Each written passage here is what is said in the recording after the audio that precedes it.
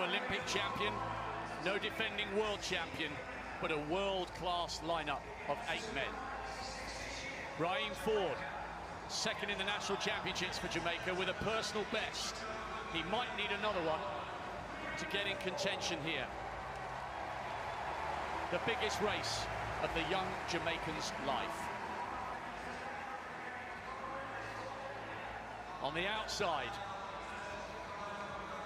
a young Kenyan doing a jig of delight. The Commonwealth champion, the African champion, Ferdinand Omanyala, came through as a non-automatic qualifier. He needs to conquer his nerves. He'll be on the outside in lane 9. Ford will be on the other side of the track in 2. Omanyala's not the only African in this race. What a star this young Botswana's turning out to be. Double world junior champion and the African record holder over 200 metres with 19.5. Letsile Tobogo. Could he become Africa's first male global champion over 100 metres? In his third World Championship final for Japan. Making it through to a global final for the 3rd time, Abdul Hakim Sani Brown. He is a brilliant starter, and if he gets away and others get nervous, he could be in the shake-up. He'll be inside Omanyala in 8. In lane 4, the 2019 World Champion. The former champion, second in the US Championships. We know he starts well, but is he as good as he used to be? And if he is, it will be an incredible way to reclaim a crown he last won 4 years ago. Christian Coleman. 9.86 this year for Jamaica.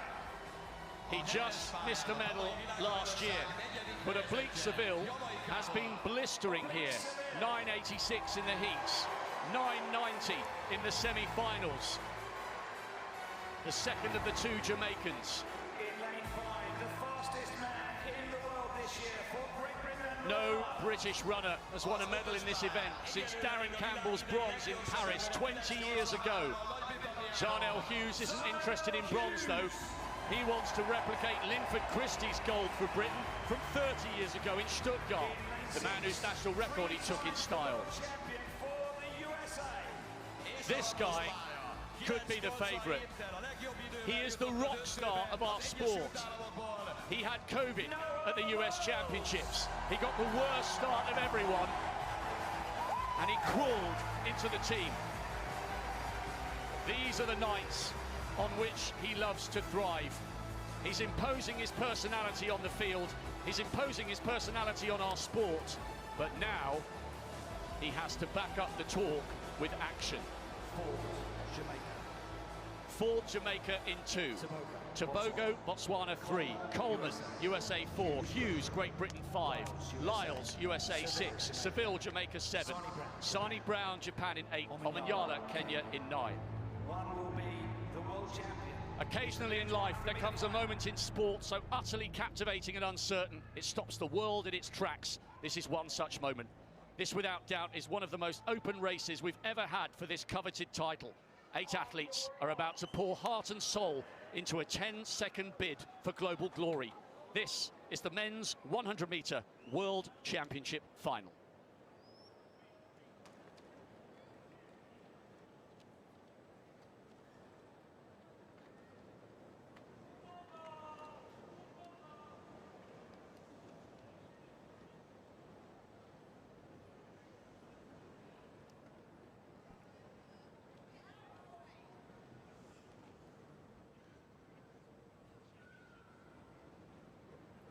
Set. It's a clean start and what a race. A huge roar from the expectant crowd. Great start from Coleman, we expect that. Can Lyles come through? It's very, very tight. It's Noah Lyles. The champion roars once more. Tobogo ran really well on the far side, but it's Noah Lyles who has delivered on his promise. A great, great run from Coleman, but he's not quite the man he used to be. Noah Lyles promised us gold, and he's delivered. He has roared with the heart of the greatest. It's one thing talking about being brilliant, it's another to deliver. And he's done it in style. That was sensational.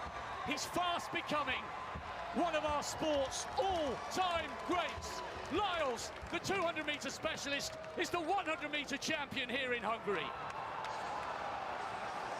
Well, you saw the past greats on those big screens as those athletes walked onto the starting line, and you had to think to yourself, what does it take to become one of those legends? Carl Lewis, Maurice Green, certainly Usain Bolt, Kim Collins. You got to have belief, and you have to have focus, and that man had them both right there.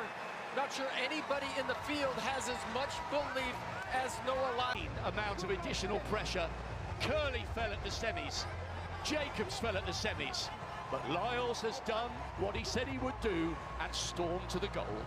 Well, he said he was going to come away with from these World Championships with 3 gold medals. Well, this was going to be, in my opinion, the hardest one for him to get.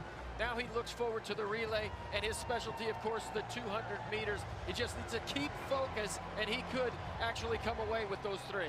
Okay, hitting the young Botswanan. Is the world record on now? I think after this, you can't doubt him. And here you see Noah Lyles. It wasn't his best start, but what did I say? He has to stay in contact. He stayed in contact with the leaders. He goes by Seville. He looks to his left, and Coleman is not there. It's Arnell Hughes. But Noah Lyles just tougher, more focused. Execution was just a little bit sharper in those last 30 meters. What's very impressive about him, Dan, he's obviously got a decent-sized ego, otherwise he wouldn't say that stuff, but he also understands that we need to collectively, each in our own way, those of us who are here in this stadium, those of us who love this sport, we need to sell track and field, we need to sell athletics, and he perhaps is the best vehicle that we've got at the moment because he's talking big and he's delivering big. How do you get people to watch you? Tell them you're going to win 3 gold medals, and whether he does it or not, people are going to certainly tune in. But now Noah Lyles is, in my opinion, has taken down the toughest of the goals that he set for himself here at these championships. I agree. I think he's the clear favourite for the 200 now, despite the fact that Erien Knighton has run so many good times as a junior. Hughes roared because he knew in that moment that he'd got himself a medal.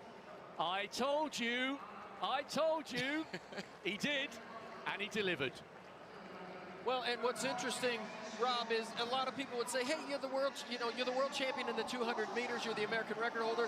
Why do you want